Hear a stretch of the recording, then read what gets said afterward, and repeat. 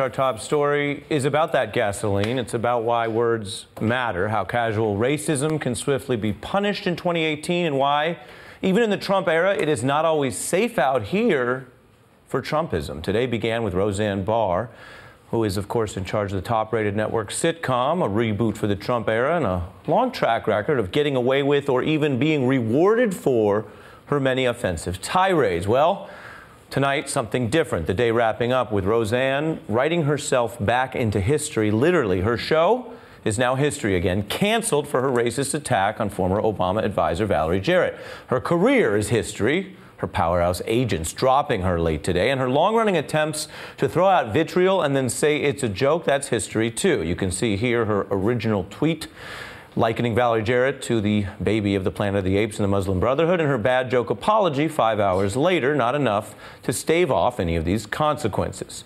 Now, ABC did not cancel Roseanne today because they learned about what she stands for. The corporation, I want to be clear tonight, has long known what she stands for. ABC canceled Roseanne today because it had to.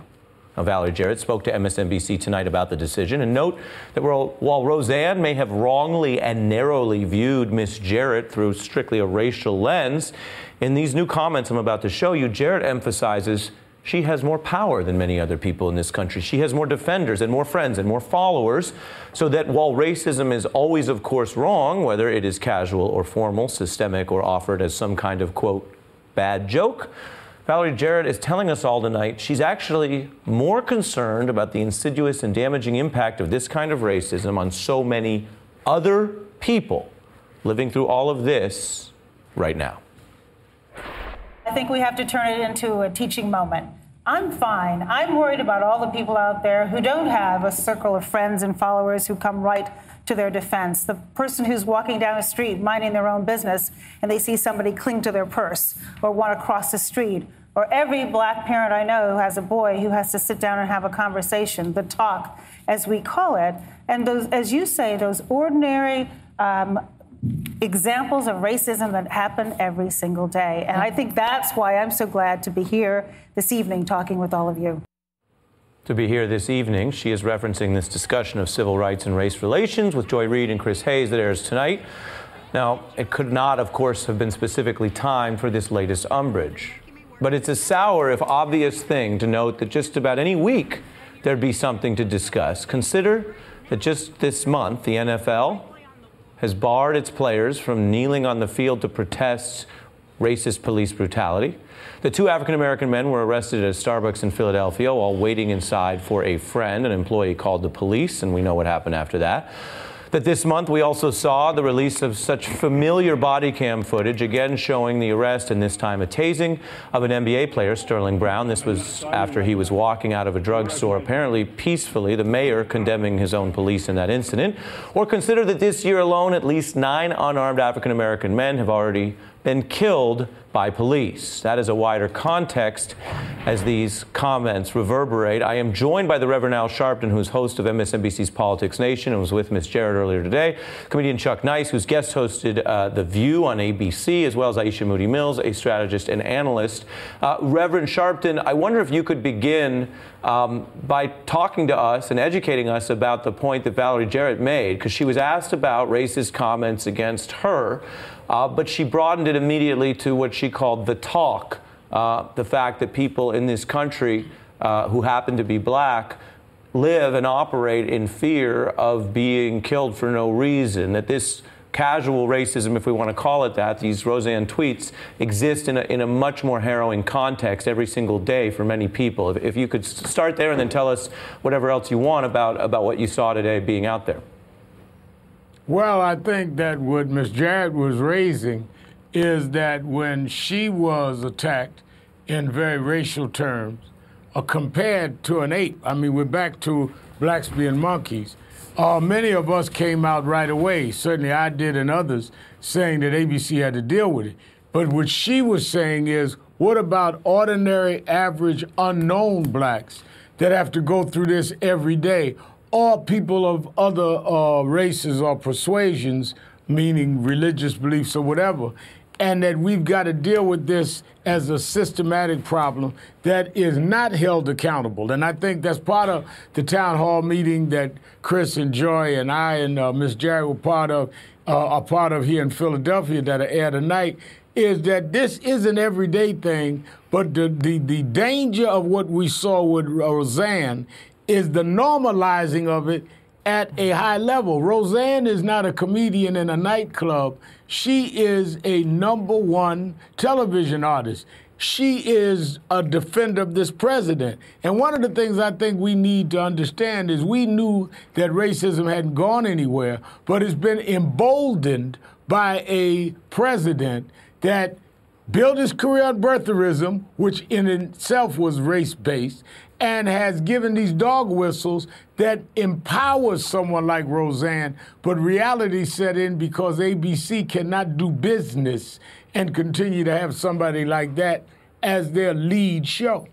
Rev, did we learn anything new about Roseanne today, or did she just finally get caught in a situation where the company had to go a different direction, which is to say, were they profiting off this for as long as they could, happily, and then today they just realized they couldn't? I don't think we learned anything new about Roseanne. I think we learned something new about ourselves, and that is that if we resist and are affirmative and aggressive, we can make things become enforced in terms of stopping this. And I think that with ABC and all the politics going on there with their sale and merge and this and that, they could not afford, even though she's a highly rated show, when they saw a buildup of resistance. You had Wanda Sykes quit the show, who was one of the contributing consultants, a real act of heroism by Wanda Sykes. So as this thing began to build up, I think that they understood that you may duck all you want, you can't duck your consumers, and we learned our power if we resist. We didn't learn anything new about Roseanne. Aisha, listen a little more to Valerie Jarrett's response to this. Tone does start at the top, and we like to look up to our president and feel as though he reflects the values of our country. But I also think every individual citizen has a responsibility, too. And it's up to all of us to push back. Our government is only going to be as good as we make it be. And as Reverend always taught me, you have to be, people on the inside have to push hard, and people on the outside have to listen. This is a Trump story. This is absolutely a Trump story. And, you know, I've tried to have empathy for a lot of the Trump supporters, for the folks that Roseanne thinks that she represents, claims that she is the mouthpiece for. But at the end of the day, I really don't believe that working class people and that all white working class people hold the same bigoted, ignorant, racist views that they do. And Valerie Jarrett is so right. Like, we need those people to step up and say, whoa, whoa, whoa, whoa, whoa, right? Like, I appreciate you reflecting part of my economic experience back at me, but, like, I'm not a bigot, I'm not a racist. And they need to be the ones that we hear from on Twitter, coming for the president and coming for a Roseanne, and that's the bigger conversation. The reality is that show, that revival shouldn't have happened in the first place. We knew who she was. We always knew who she was, and the fact that the dollars mattered a lot more than character is something I hope that is changing just generally, that consumers are no longer interested in investing in and supporting people who just are nasty, like jerks. Well, and so, Chuck, first of all, as the comedian on the panel, I'm going to be very interested to see how you make it funny on a night like tonight. That's Timmy, your puppy died, and here's a joke about it. That's your cross to bear. Is that my cross to bear? That's your cross to bear. But because you bring an experience within the entertainment part of this, I want to ask you about that, because to build on Reverend Sharpton's point, part of what Donald Trump found going into the election in 2016 was that the market for racist birtherism was underserved. Right. That John McCain, whatever you think of his politics, when he was running and a woman stood up in his rally and famously said, well, he's from Kenya, John McCain, in the middle of the campaign, when his political future mattered, said, no, we don't do that. Right. And so Trump saw that and saw a market, and boy, was it a bigger market than some people wanted to admit. ABC saw that market. And they said, yeah, you know what, to your point, we're going to go for that. And then today they had to back off. But how do you as an entertainer see an environment where if there is a market that traffics in that, it's going to get served when it's profitable until shame overrides profit? Well, I mean, there's no shame in the entertainment game, period. That's all there is to it. Wait, is this breaking news? Are you saying there's no shame in the game? Rev, did you know there's no shame in the game? I think we just discovered something. It's a news flash to me. It's a news flash to me. But no, seriously, here's the thing. The president is a reflection of the country.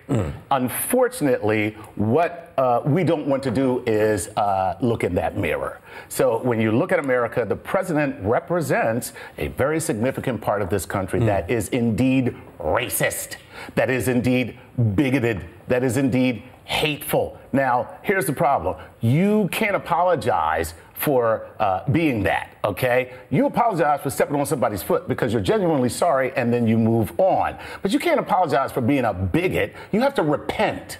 And what has to happen in America is we have to have a repentance when it comes to the bigotry and hatred that is pervasive in our society. So, Rev, we're talking about repentance, so we're gonna go from the comedian to the reverend. Try to do a little repenting right now.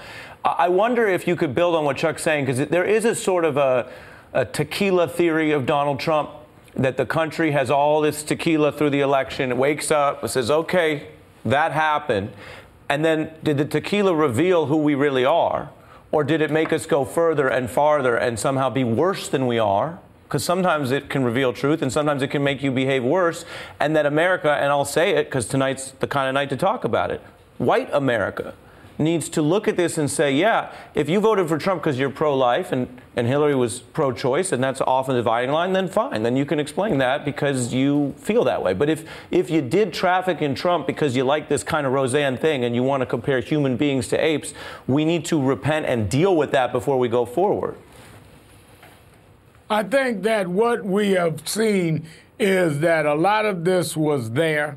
Some was just latent and became worse because you've got to remember now that you have the imprimatur of the Oval Office sanctioning these kinds of dog whistles or outright blatant Islamophobia, racism, homophobia, and this question of misogyny. Outright. I mean, you've got to remember, he violated every one of these and was elected president and stands there in the Oval Office and goes in the residence of the White House tweeting this stuff. So it makes people that were on the edge worse. It makes people that are already there feel emboldened. And those of us that are opposed to this kind of bigotry, who are, I believe, still a majority of the country. Because don't forget, we made progress. We didn't get everything we wanted, but we made progress. I think the majority starts looking like we're marginal rather than mainstream. And I think what we saw today is people say to ABC, no, we're the mainstream, and we're not going to tolerate this. And I think we've got to demonstrate that at the polls, and we've got to demonstrate that with our pocketbooks. Right, and there is power to that because the headline tonight is a major company taking a financial hit for what they can no longer defend. I mean, Roseanne was gangbusters as a network reboot. Chuck, take a listen to build on a point that the three of you has made of that Donald Trump has been all in this for a while. When Mexico sends its people, they're not sending their best. They're bringing drugs, they're bringing crime, they're rapists. A total and complete shutdown of Muslims entering the United States until our country's representatives can figure out what the hell is going on.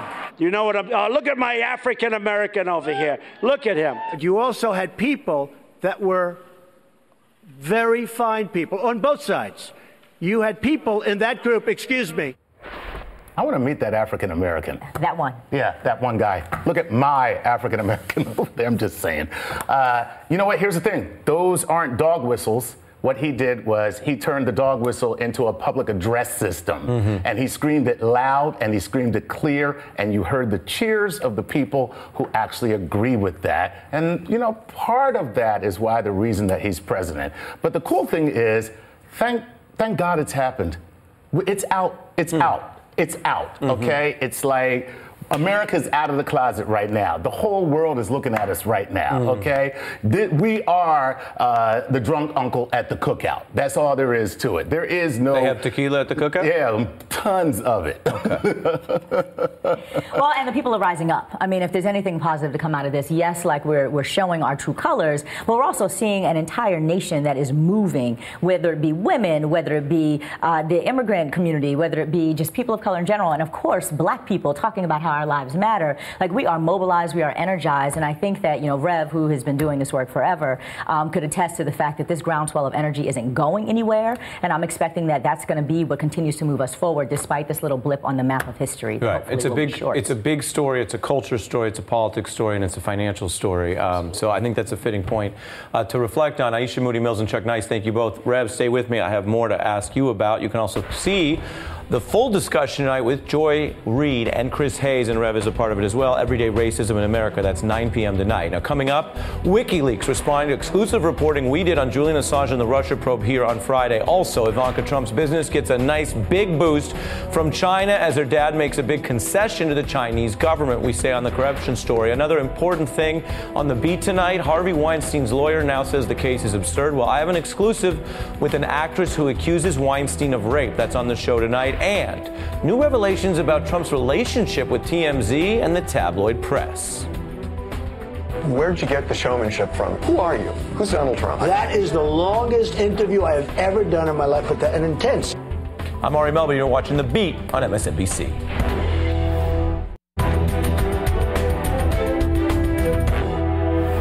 New witnesses leaking about the Mueller probe, which is how we can report tonight. Mueller continues to press for more information on Roger Stone, a former Trump aide, saying Mueller's investigators pressed him on contact with Stone, plus WikiLeaks founder Julian Assange. Now, the leak is new. The questions about Stone came in March when FBI agents confronted Ted Malloch at a Boston airport. Mueller has subpoenaed 2 other Stone associates, and his claimed intermediary to WikiLeaks, Randy Credico, alleged Friday on The Beat that Stone is threatening him to impact the outcome of the probe.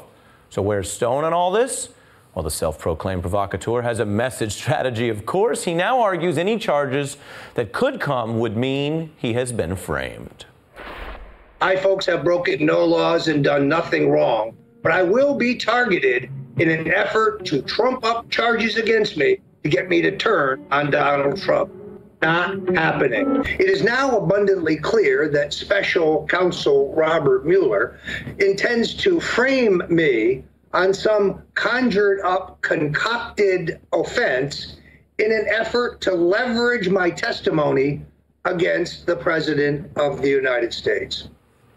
Stone's former associate Randy Credico also said on Friday that Julian Assange would talk to Congressman Adam Schiff about all these open questions if Schiff will see him in London.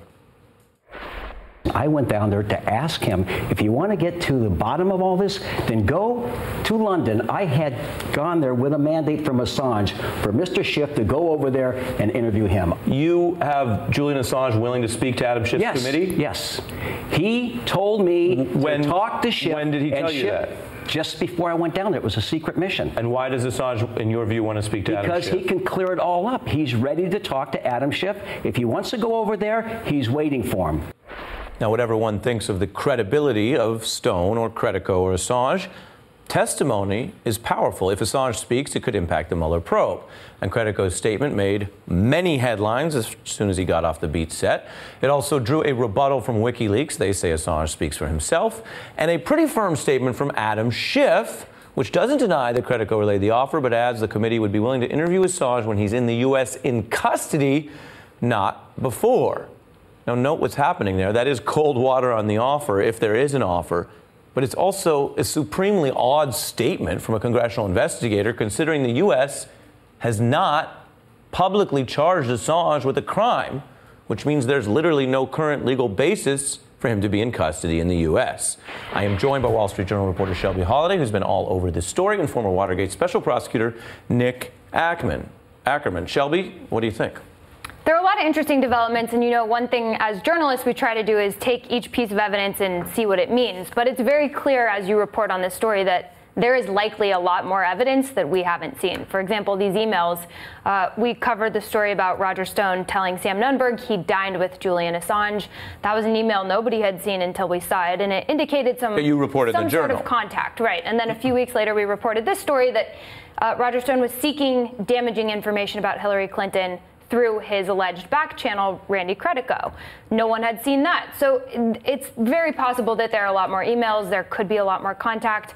One thing that's very clear, though, is if you look at some of the people subpoenaed surrounding Roger Stone and questioned, including Ted Malloch, who you just mentioned, the questioning revolves around and sort of seems centered on this line of questioning around WikiLeaks, which could be at the center of any sort of conspiracy, if there was one, because Roger Stone seemed to predict and know a lot about what WikiLeaks would release. Right, could be. Hacked emails. Could be someday in the future, and yet, but I also have to say Roger Stone denies that WikiLeaks is connected to Russia, and he thinks he did nothing wrong. Right, but that would be at a future date, Nick Ackerman. It was very odd on Friday night, after Credico made news on the beat, to see Schiff's office refer to Assange in custody.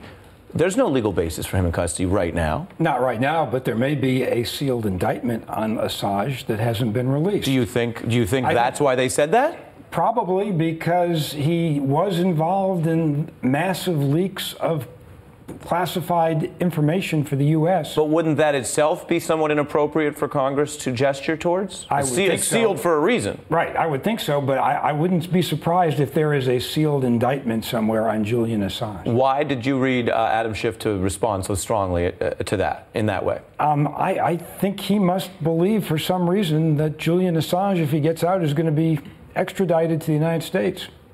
He must have some reason to believe that. Now, Roger Stone, we show the video there. Everyone understands he's a provocateur. You have known him since you questioned him in the Watergate investigation, which we've discussed on air. What is Stone doing right now, speaking so much, when he's smart enough to know it's better to lay low? I don't know what he's doing. I mean, he is right in the middle of one area that is definitely a crime. That is the theft of the emails from the Democratic National Committee. He is a person who knew about those emails before the public did. He's made all kinds of contradictory statements about what he knew, when he knew it, who he spoke to. He spoke to Guccifer 2.0, who first released them. He spoke to WikiLeaks, who also released them. He is right in the middle of what we know is definitely a federal crime. The question is he involved in a conspiracy? Is he part of a conspiracy to get those emails and use them to help Donald Trump get elected? Another thing that you focused on the beat, and I think is worth reminding the viewers, is the timeline here is still a little bit unclear, but it's very important because Roger Stone made a lot of predictions in August. He talked about Podesta's time in the barrel. He talked about October surprises. He talked about information WikiLeaks might have.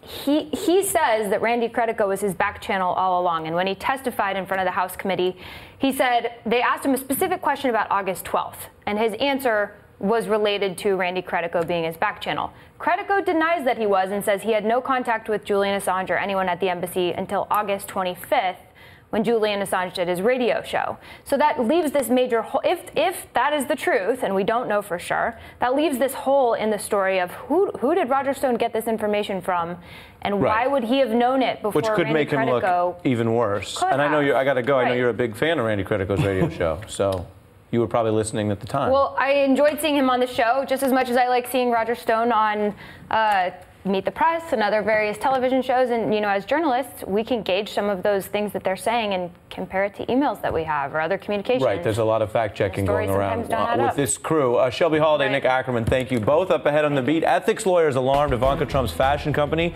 potentially getting special treatment. Also, Harvey Weinstein's lawyer punching back against the charges against him. I have a Weinstein accuser who joins me on the beat. But first, there's a new expose that reveals Donald Trump's special relationship with TMZ and how he might be leveraging it. The reporter who broke that story is live with me when we come back in just 60 seconds. The other top story tonight, revealing details about Donald Trump's relationship with a top tabloid that builds on Trump's known relationship with the National Enquirer. This time it's TMZ, of course better known for its coverage of the Kardashians and Wilbur Ross, but the Daily Beast reports TMZ's aligned with Trump. Its founder has gotten access, like this interview with Trump as president-elect. Tell me what the Trump White House would look like, because your place is a little like Versailles. Where'd you get the showmanship from? Who are you? Who's Donald Trump? If you had to define yourself as a smart person, a savvy person, a tenacious person, which of those most suits you in terms of who you are as a guy? Now, sources telling the Daily Beast that TMZ's leader, Harvey Levin there, curried favor with Trump and his attorney, Michael Cohen, by covering for Trump during certain struggles. Take the Access Hollywood scandal. TMZ pushed articles about Clinton's alleged affairs and a positive story about a beauty pageant winner's experience with Trump. Then, when a Trump accuser shared her story of allegedly being groped by Trump on an airplane, one source says Levin, quote, made it his mission for days to discredit her. TMZ confirming Levin's personal involvement in that story, but stressed it was just part of TMZ's news gathering. Now, 2 days after adult film star Jessica Drake accused Trump of a sexual assault, TMZ published an article implying that it was all a publicity stunt because she'd also opened an online sex shop. A source alleging TMZ also sought some kind of financial approval from their parent company to buy a Trump tape. Now, it is unclear whether the goal there was to publish the tape or help hide it. I am joined by the Daily Beast reporter who broke this story, Lachlan Cartwright. He was the executive editor of the National Enquirer. Thanks for being here. G'day. You got a hot one. But is your story that TMZ likes Donald Trump, which is perfectly fine, or that TMZ is doing something untoward on behalf of Donald Trump? So, Ari, based on multiple interviews, dozens of former and current TMZ staffers detail a pattern that was going on in the newsroom of TMZ in the lead up to the election. One former staffer actually referred to it as a propaganda operation. They went from covering the Kardashians and Britney Spears and Justin Bieber, usual celebrity stories, and they began running stories that were very pro-Trump. And you've shown some of the examples there on the screen. Now, I never talk about sources or sourcing, but one of my best sources for this story was TMZ.com. Because if you look through the archives of the website, straight after the Access Hollywood tape runs, they begin running stories to help bolster Donald Trump. Now, other staffers tell us there were phone calls, direct phone calls going on between Donald Trump and Harvey Levin, and tips that were being passed to the website from Trump. So what is the core allegation here? Is there some sort of quid pro quo that you are hunting? Well, I think the relationship was beneficial to both parties. For Donald Trump, you have this huge platform, and it's not just TMZ.com. You've got to remember there's the TMZ TV show on Fox, which is massive, so he gets the free publicity and his image bolstered on those platforms. And Harvey, as you saw there, scores one of Trump's first interviews. He then goes to leverage that for a TV show called Outfoxed, I believe. Objectified, my bad. And then our sources say that he has a meeting in the Oval Office, which has previously been reported. And during that meeting, Donald Trump assists with getting Benjamin Netanyahu to appear on that TV show. Indeed, Benjamin Netanyahu, the Israeli leader, appears on the first episode of that Objectified TV show. So it worked both ways. Investigators have looked at this in the context of the National Enquirer, where people may be surprised to find that these outlets sometimes are helping kill stories on behalf of their more powerful sources. Are you finding that with TMZ and Trump? Look, our reporting up until this point hasn't indicated anything like a catch and kill. There was certainly a curious incident that occurred with a tip regarding a potentially damaging tape of Donald Trump, and I want to be very clear with this. We have not seen this tape, and in the course of our reporting, we spoke to, as I said, more than a dozen people. We did not come across anyone who has laid eyes on the tape, but what I do want to say is multiple TMZ staffers said that a tip came through the TMZ tip box around October the 13th, so just after Access Hollywood had come out. This is also around the time they're trying to hush up Stormy Daniels. The tip comes in, it's an email tip. It's from an entertainment lawyer in Los Angeles, Melissa Dagadog, a woman that we tried to reach and speak with in the course of this reporting. The point is that they were going to run the tape or not run the tape? Well, here we go. So the point is that Harvey Levin hustles resources to go and meet this tipster. He seeks financial approval to the upper echelon echelons of Time Warner. It goes as high as the chairman. Financial approval is given, and the general counsel, Jason Beckerman of TMZ, confirmed this account. They go to meet this Melissa Dagadog lawyer woman, and the meet is cancelled. She explains to them, or infers to them, this tape, this potentially highly damaging tape, has been brought off the market. We don't know by who, and we are pursuing inquiries as we speak. A person watching this, say me, the host of the show, can't quite tell what you're saying. Are you saying that's a bad thing? I mean, they might try to buy evidence to run it. If they ran it, that would make them journalistic. Or are you saying something else? Well, what I'm saying is our reporting has indicated that this was a highly curious situation, and several TMZ staffers, 7 sources indeed, said it was very unusual for Harvey Levin to go out himself and meet a tipster. You're implying they're trying to bury the tape to help Trump, but you can't quite say that on TV. Our reporting is continuing, and you'll hear the latest on the Daily Beast. All right. Your reporting is continuing. I appreciate you breaking a big story and telling us part of it, and I understand that you may have lawyers who won't let you say all of it. Lachlan Cartwright, thank you very much.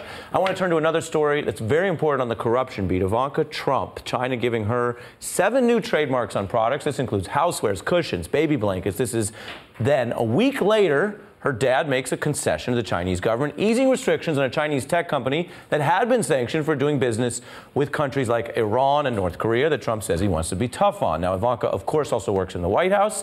And while she said she stepped away from her business, the company has been winning dozens of trademarks from China last year. She also sat next to the Chinese president at a state dinner at Mar-a-Lago the same day. Yes, China granted her another trademark. In fact, since the inauguration, sales of Ivanka's products have been soaring, the biggest spike coming on the day this happened. Go buy Ivanka's stuff is what I would tell you. I hate shopping. I'm gonna go get some on myself today. It's a wonderful line. I own some of it. I'm gonna give a free commercial here. Go buy it today, everybody. You can find it online. David Frum was a speechwriter for George W. Bush, a senior editor at The Atlantic, and author of a Trump book. This type of normalized, circumstantial evidence of corruption seems pretty blatant. Your view? I would be very careful. I wouldn't say one way or the other, whether there was an explicit quid pro quo for any aspect of this. We don't know that. But what is astonishing is the idea that White House staffers are operating businesses, and not only any business, but global businesses, while working for the president and while having other presidential staffers touting their wares on TV. Kellyanne Conway was disciplined, reprimanded for those words, but she was not disciplined, although they're completely inappropriate and probably illegal. But the president, his family, they are continuing to operate a business, and it has been going on for so long. You can't do a show every day about how unprecedented, how shocking this is, but it remains unprecedented and shocking. Very well put, and the history is instructive because they are doing what they've always done, but at a time that they work in government without having apparently given a lot of thought to what that usually entails in those obligations. Take a look at some of the past Ivanka Trump branding exercises. Hi, I'm Ivanka Trump, and I am on set of my very first fragrance photo shoot. I felt that there was a void in the marketplace for design-oriented luxury jewelry. My shoes, which launched in December, are doing extremely well. Happy shopping. Take photos and post them on Facebook and Instagram and share them with me with hashtag Ivanka Trump. At a certain point, you say, well, why does this person need to hold a White House job? Wouldn't it be better for everyone, including her business that they seem still interested in, to just go do that separately? Well, even if you do it separately, I mean, the whole Trump experience is raising questions that however, whatever happens to this presidency, the country will have to wrestle with.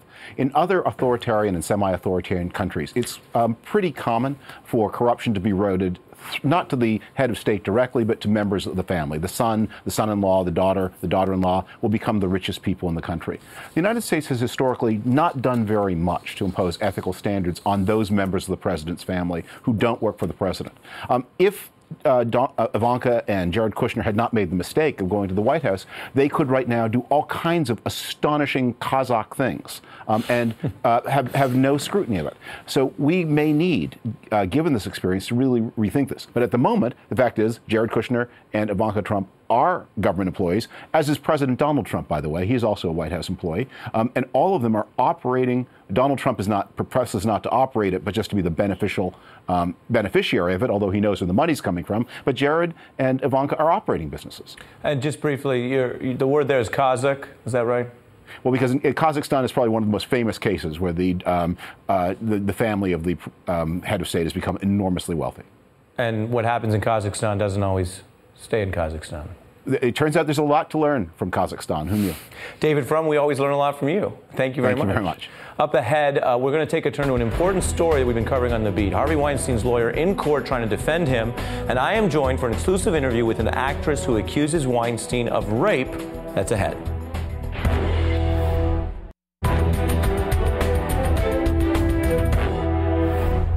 Harvey Weinstein's criminal defense attorney was back in court today with a new defense, and Weinstein accuser Natasja Malty, an actress, will join me in a moment to discuss her allegation that Weinstein raped her in 2008. Now, Weinstein's attorney was in court for 2 hours today. He's now arguing that Weinstein might not get a fair trial, and then added this defense on the courthouse steps. I've really never been in that position where I am defending a crime which is serious on its face, but when you drill down into it, based on my investigation, also, in my opinion, absurd. Actress Natasja Malty joins me now, along with her attorney, Gloria Allred, who is representing several women accusing Weinstein of sexual misconduct. Over 90 have come forward publicly. Natasja, thank you for taking some time to join us. What is your reaction, having seen the arrest of Harvey Weinstein last week and the defenses that his lawyers are putting out in this case? I think it's a very complex situation. My first reaction to the visual images were, you know, I felt very uncomfortable, and I find it sad, and the first thing that came to my mind were children, you know, seeing their dad handcuffed, and I don't think anybody could feel good about that, having kids see that and be in that kind of situation. So that was my first reaction. So you empathize with him as a human being going through this situation on Friday. I would say probably apart from your history with him, you've alleged that he basically tried to get you to exchange sex for potential career opportunities? I think, you know, I received a script the day after the incident, and I call it the shut your mouth script. And I believe that abusing your power to such an extent is extremely violent against a woman who doesn't have power. And also the fact that everybody knows in Hollywood how much power he has and the one phone call away from destroying anything that you've built. I don't entirely see this as his fault, because there were so many yes people around him. There were so many people who, if I mentioned it to anyone, it was like a glaze over their eyes. There is something in that business that I could feel on a daily basis that was pure violence against women trying to work themselves into a successful role. Let me turn to Gloria Allred. Part of what we're hearing here is that it may start with accountability for one individual, but there is a lot more work to be done if you're going to deal with a system, corporate, personal, social, that reinforced this conduct for so long. Well, that's true, Ari, and a matter of fact, in the lawsuit that I have filed against Harvey Weinstein, we've also amended it now to include members of the board of directors of the Weinstein Company in the lawsuit that we have filed. So yes, but I do agree with her that others were also enablers, and we'll determine who those enablers were. Not ready to reach a conclusion yet. I think that Mr. Brofman's defense today of Mr. Weinstein is patently absurd.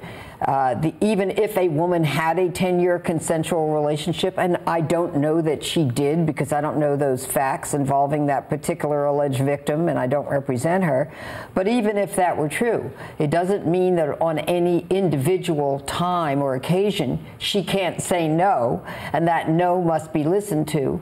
So it's possible to be raped. Again, I don't know what happened here, whether he raped her or not, but it's possible even if you have a consensual relationship. We know that in many states, a wife can be raped. She has the right to say no, even if she's in a long-term marriage with her husband.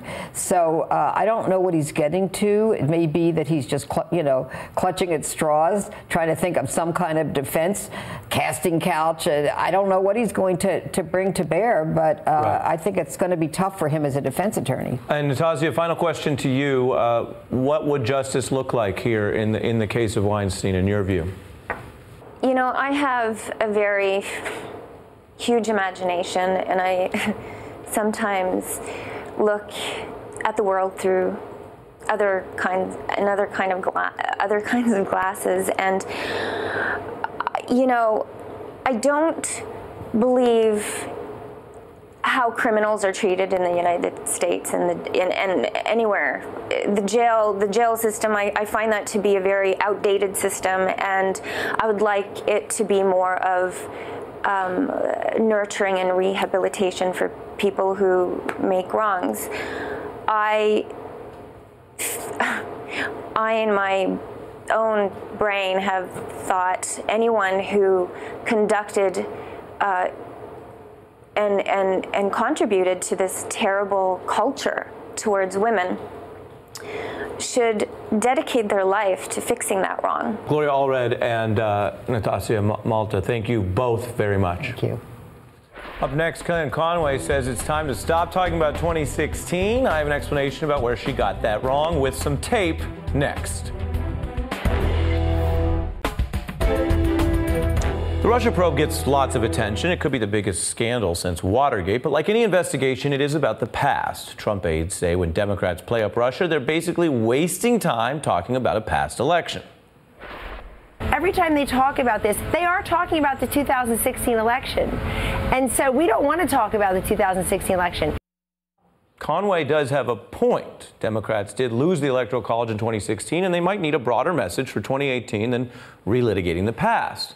To put it another way, you can drop all the diss records you want, but when people get up and dance at the club, it's usually for a good song, not just a diss track. Ask Pusha T. But I digress. Even if Kellyanne Conway is on to something, her boss is not following her advice. Donald Trump can't stop talking about 2016. I would have won the popular vote if I was campaigning for the popular vote. And those maps, those electoral maps, they were all red. Beautiful.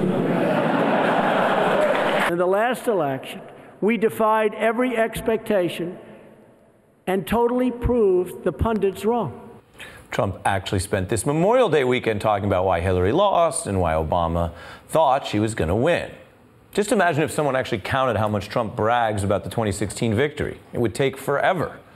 Well, actually, it turns out someone does count. The news site Slate notes Trump bragged about 2016 70 times, and when he does cut back, just like dieting, it doesn't seem to last. The longest he has gone without bragging about 2016 is 30 days.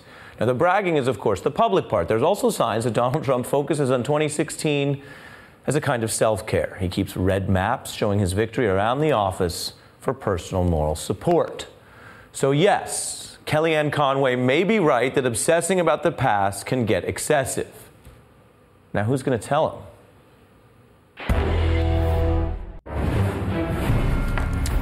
While we were on air, we just got a new filing in this Michael Cohen case. You may recall that Trump's lawyer had been fighting to keep evidence away from the feds. Well, this filing shows he's losing that fight pretty badly. The feds have now gotten over 292,000 items of evidence, and this filing says they'll actually get over 1 million more tomorrow unless a judge finds some kind of privilege. The debate is over what's attorney-client privilege and what are personal items.